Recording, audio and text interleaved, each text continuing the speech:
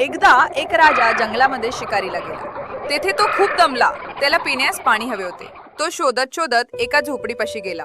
तिथल्या माणसाने राजाला खायला दिले व पिण्यास पाणी दिले। त्याच्या ह्या आदरातिथ्याने राजा भारावून गेला व त्याने त्या माणसाला खुश होऊन त्या जंगलाचा एक विशिष्ट परिसर भेट देऊन टाकला।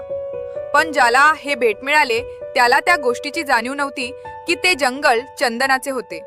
ह्या माणसाला ते जंगल भेट मिळाल्यावर त्याने तेथील एक एक झाड तोडावयास सुरुवात केली व त्याचा कोळसा बनवून विकण्याचा उद्योग सुरू केला। त्यातून त्याला त्याच्या उदरनिर्वाहापुरते धन मिळू लागले। असे करत करत त्याला भेट मिळालेल्या भागातील 2-3 झाडे शिल्लक राहिली।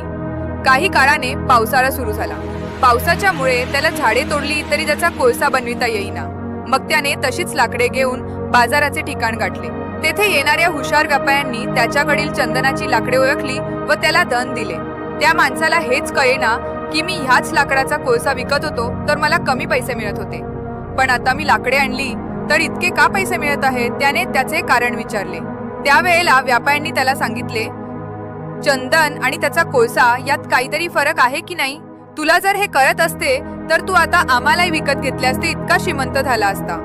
शेवटी त्या मूर्ख माणसाला चंदनाचे जंगले चा लाभ घेता आला नाही।